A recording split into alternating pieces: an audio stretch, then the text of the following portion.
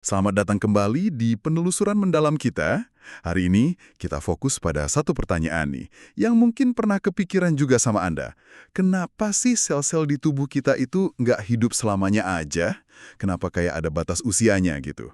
Hmm, Sumber utama kita kali ini, bab 4, judulnya The Problem with Ants, atau masalah di bagian ujung, dari buku yang ngebahas biologi penuaan. menarik. Misi kita kali ini, kita mau coba bongkar jam biologis internal sel kita. Khususnya, kita mau lihat ujung-ujung kromosom, itu loh, struktur yang bawa materi genetik kita. Oke. Dulu kan sempat ada optimisme tinggi ya, kayak di Scientific American tahun 1921, itu sampai ada spekulasi manusia bisa abadi. Wah, iya pernah dengar itu. Tapi gimana nih kata biologi soal ini, terutama soal masalah di bagian ujung ini? Di tubuh kita, terutama sel manusia, itu ternyata punya semacam hitungan mundur internal. Hitungan mundur, maksudnya? Jadi mereka cuma bisa membelah diri dalam jumlah terbatas aja. Dan ini bukan sekedar, dugaan Oh gitu. bukan, Bukan, ini hasil pengamatan sistematis yang penting banget oleh Leonard Hayflick, itu di tahun 1960-an. high flake ya? Betul. Temuannya ini fundamental banget, sampai batas jumlah pembelahan ini dinamai batas Hayflick. Oke, batas high flake. Nah, ini jadi titik balik penting yang menantang gagasan-gagasan sebelumnya, termasuk klaim dari eksperimennya Alexis Carrel yang sempat bilang sel bisa hidup abadi di lab.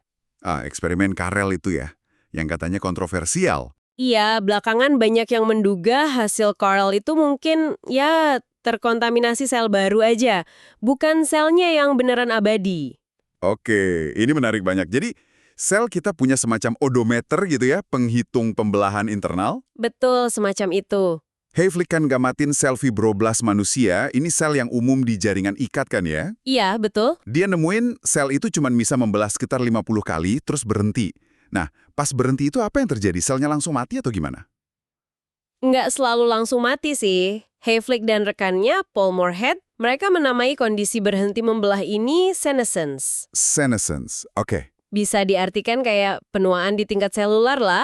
Nah, sel-sel senescent ini unik. Mereka masih hidup, masih aktif metabolismenya, masih kerja juga.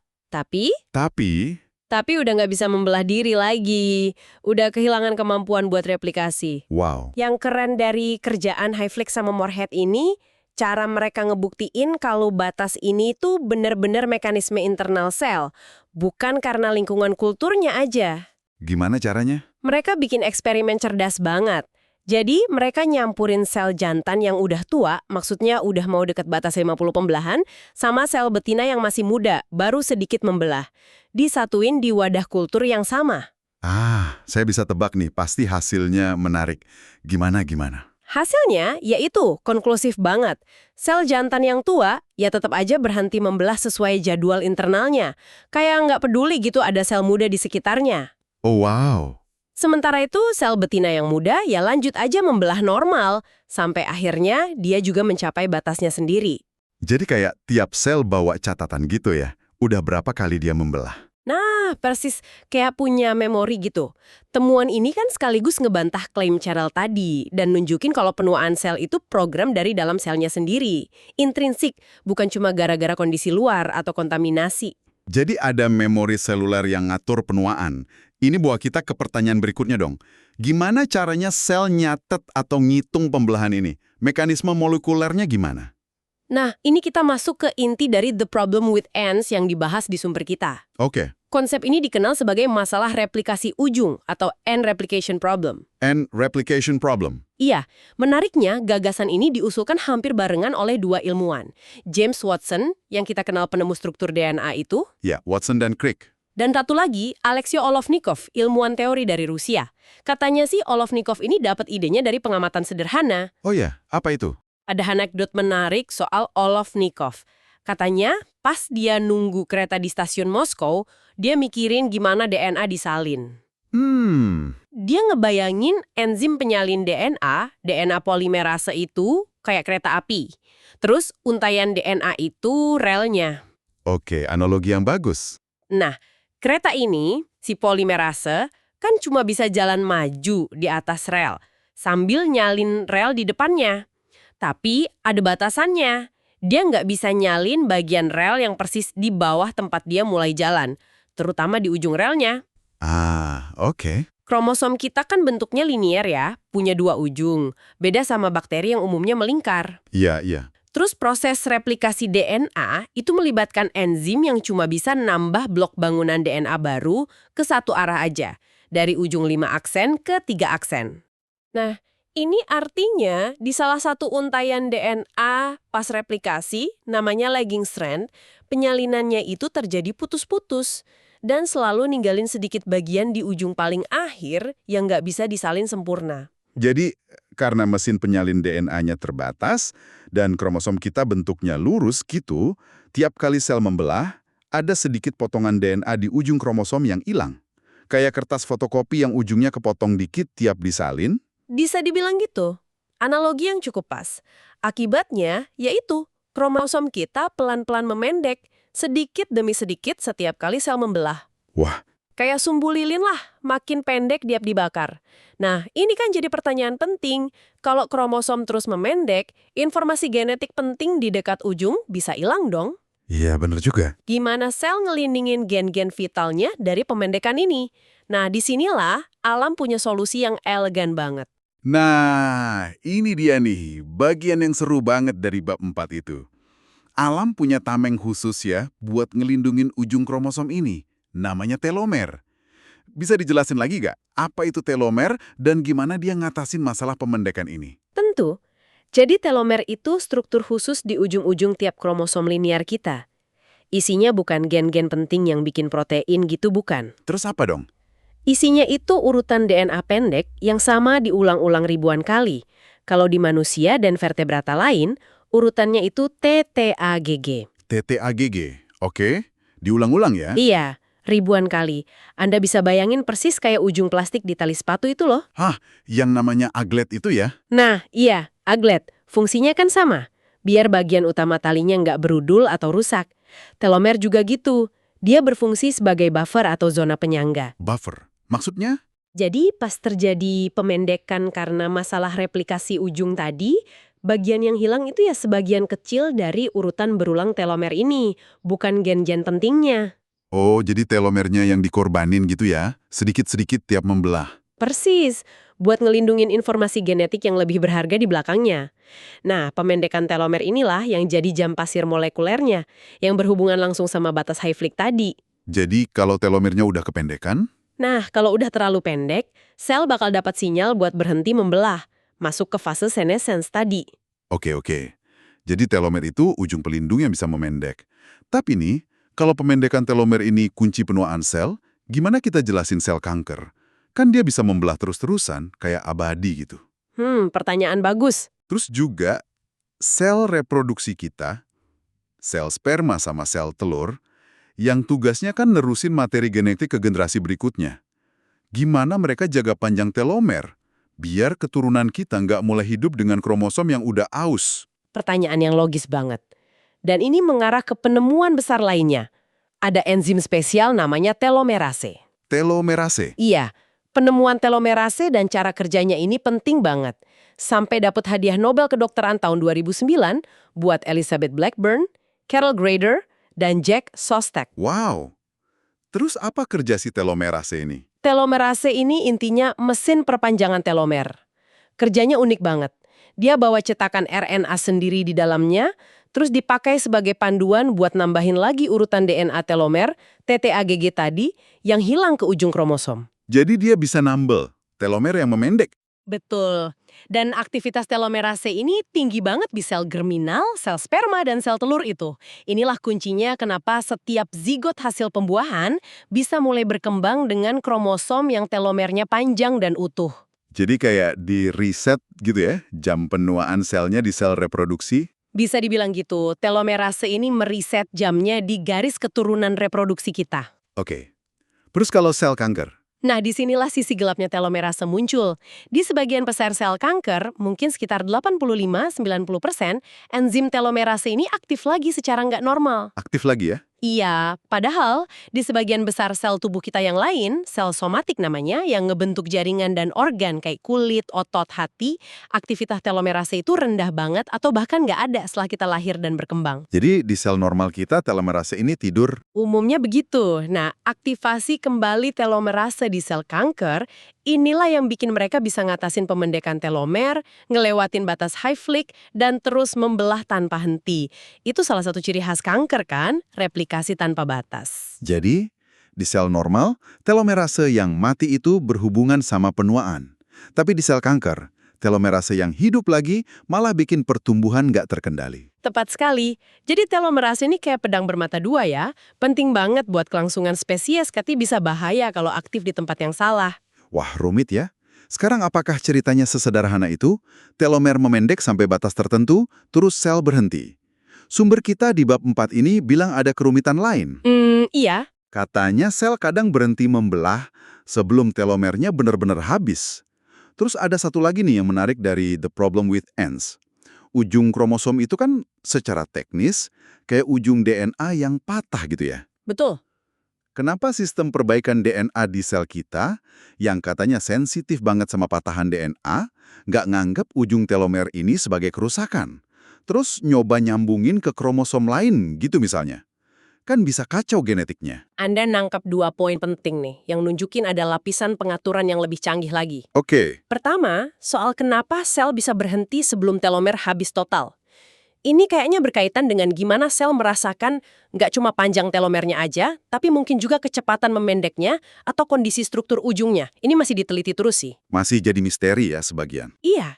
Kedua, dan ini penting banget buat kestabilan genom, kenapa ujung telomer nggak dikenali sebagai patahan DNA? Jawabannya ada di kompleks protein pelindung khusus, namanya shelterin. Shelterin. Kayak shelter ya, tempat berlindung. Pas banget namanya.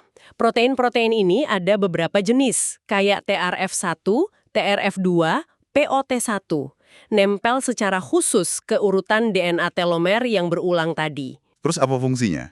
Mereka nggak cuma nutupin ujungnya aja, tapi juga bantu melipat ujung DNA telomer jadi struktur lingkaran yang kompleks, namanya T-loop. T-loop. Lingkaran T. Iya, struktur T-loop inilah yang secara efektif nyembunyiin ujung DNA yang sebenarnya telanjang itu. Jadi, sistem perbaikan DNA sel nggak salah kira itu sebagai patahan untai ganda yang bahaya. Oh, jadi shelterin ini kayak topi sekaligus borgol gitu ya? Biar ujung kromosom aman dan dikenali sebagai struktur normal, bukan kerusakan. Analogi yang bagus, betul. Pentingnya sheltering ini kelihatan jelas banget di beberapa penyakit genetik langka. Oh ya? Contohnya? Ada yang namanya sindrom telomer atau telomeropati, contohnya diskerotosis kongenita. Ini disebabkan mutasi di gen-gen sheltering. Akibatnya apa? Bisa menyebabkan gejala penuaan dini yang parah, kegagalan sumsum tulang, risiko kanker meningkat. Padahal mungkin panjang telomernya awalnya normal. Wow. Ini nunjukin kalau integritas struktur pelindung sheltering ini sama pentingnya kayak panjang telomer itu sendiri buat jaga kesehatan sel dan cegah penuaan dini. Jadi masalah di ujung kromosom itu nggak cuma soal panjangnya, tapi juga gimana ujung itu dibungkus dan dilindungi. Makin kompleks tapi makin elegan ya. Sekarang kita balik lagi ke senescence. Jadi kalau kita rangkai semua ini, pemendekan telomer yang kritis, atau mungkin kerusakan di shelterin, atau bahkan kerusakan DNA lain yang parah, itu bisa memicu sel buat berhenti membelah dan masuk ke kondisi senescence. Betul. Kalau gitu, keputusan sel buat pensiun ini sebenarnya mekanisme pertahanan diri yang fundamental dong ya? Betul sekali. Senescence itu meskipun ujung-ujungnya berkontribusi ke penuaan organisme, kalau sel-sel ini numpuk, pada dasarnya adalah program penyelamatan diri yang penting banget buat mencegah kanker. Gimana tuh hubungannya sama kanker? Coba bayangin aja, kalau sel yang telomernya udah pendek banget, nggak stabil, resiko tinggi kromosomnya nyambung nggak bener, atau kehilangan materi genetik, tapi tetap dipaksa membelah. Wah, bisa kacau ya? Atau sel yang DNA-nya rusak parah, tapi terus replikasi. Itu kan jalan tol menuju jadi sel kanker. Nah, dengan aktifin program senescence, sel itu ngorbanin potensi replikasinya sendiri demi ngelindungin keutuhan organisme. Jadi ini semacam trade-off gitu ya? Ya, ini contoh klasik dari apa yang disebut ahli biologi evolusi sebagai antagonistic pleiotropi atau trade-off evolusioner. Maksudnya? Sebuah mekanisme biologis dalam hal ini batas pembelahan sel yang dimediasi telomer dan senescence yang ngasih keuntungan besar pas usia muda, yaitu perlindungan dari kanker, Oke. tapi membawa konsekuensi yang kurang enak di usia tua. Jadi kayak ada harga yang harus dibayar nanti. Konsekuensi di usia tua itu apa? Nah, masalahnya gini, sel-sel senescence ini kan nggak cuma diam aja. Walaupun nggak membelah, mereka tetap aktif secara metabolik dan cenderung ngelepasin macam-macam molekul sinyal ke lingkungannya. Molekul sinyal. Iya, sering disebut SSAS, Senescence Associated Secretory Phenotype. Isinya bisa macam-macam, faktor peradangan, faktor pertumbuhan, enzim perusak matriks ekstraseluler. Tujuannya apa dia ngelepasin itu? Awalnya mungkin tujuannya baik ya, kayak ngasih sinyal ke sistem imun buat ngebersihin sel yang rusak itu. Tapi seiring kita tua, jumlah sel senescent ini kan numpuk terus di berbagai jaringan. Nah, itu masalahnya ya. Iya, akumulasi zat dari sel-sel ini bisa bikin lingkungan mikro yang proinflamasi kronis. Ini justru bisa ngerusak jaringan sekitar, ganggu fungsi sel tetangga, dan ironisnya malah bisa memicu beberapa jenis kanker dan penyakit terkait usia lainnya. Contohnya apa penyakitnya? Mulai dari aterosklerosis sampai penyakit neurodegeneratif kayak Alzheimer. Jadi, mekanisme perlindungan di awal hidup jadi beban di kemudian hari. Oke. Mari kita coba rangkum nih penelusuran kita di bab 4, The Problem with Ants ini. Jadi, sel tubuh normal kita itu punya batas jumlah pembelahan, namanya batas Hayflick. Betul. Ini terutama karena masalah replikasi ujung di kromosom kita yang lurus itu bikin kromosomnya memendek tiap membelah. Yap. Ujung kromosom dilindungi topi DNA berulang namanya telomer. Dia jadi buffer, memendek seiring pembelahan, dan ini jadi jam molekuler sel. Tepat. Terus ada enzim telomerase yang bisa bangun ulang telomer. Aktif banget di sel germinal buat kelangsungan generasi, dan aktif lagi di banyak sel kanker, bikin mereka bisa membelah terus. Tapi umumnya tidur di sel somatik kita. Benar sekali. Ada juga kompleks protein shelterin yang bikin struktur pelindung di ujung telomer biar nggak disangka kerusakan DNA. Penting itu. Akhirnya, senescence, kondisi sel berhenti membelah yang dipicu telomer pendek atau kerusakan lain, ini mekanisme pertahanan penting lawan kanker. Tapi, penumpukan sel senescent ini juga kontribusi ke proses penuaan organisme. Begitu ya kira-kira? Rangkuman yang bagus sekali, sangat tepat. Nah, terus, apa makna praktis dari semua ini buat Anda yang lagi dengerin? Pemahaman ini nunjukin betapa rumitnya keseimbangan biologis di tubuh kita. Seringkali penuh trade-off. Mekanisme yang sama, keterbatasan replikasi sel lewat pemendekan telomer, dan senescence punya dua sisi mata uang. Dua sisi ya? Di satu sisi, itu benteng pertahanan vital lawan kanker. Tapi di sisi lain, mekanisme ini juga jadi fondasi penuaan seluler yang akhirnya membatasi umur sel dan kontribusi ke penuaan kita sebagai organisme. Jadi, kayaknya evolusi lebih mentingin. Ya, seolah-olah evolusi lebih prioritasin keberhasilan reproduksi dan kelangsungan hidup pas usia muda, masa penting buat nerusin gen, daripada mencapai umur panjang absolut. Harga buat perlindungan kanker di masa muda ya penuaan di masa tua. Oke, sebagai pemikiran penutup nih untuk Anda bawa pulang dan renungkan setelah penelusuran mendalam kita ini.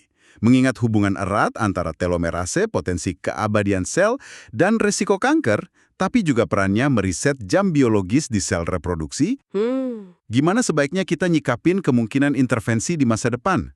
Misalnya, ide buat aktifin telomerase secara terkontrol atau ngelindungin telomer sebagai strategi anti penuaan. Itu pertanyaan besar. Tantangan biologis dan mungkin etis apa aja yang harus kita hadapi, terutama risiko ngebangkitin monster kanker atau konsekuensi lain yang belum kita paham sepenuhnya dari ngutak-atik jam fundamental kehidupan sel ini. Betul, itu perlu dipikir makan matang. Ini pertanyaan kompleks yang lahir langsung dari pemahaman kita tentang masalah di bagian ujung ini ya. Sesuatu untuk kita pikirkan bersama sampai penelusuran kita berikutnya.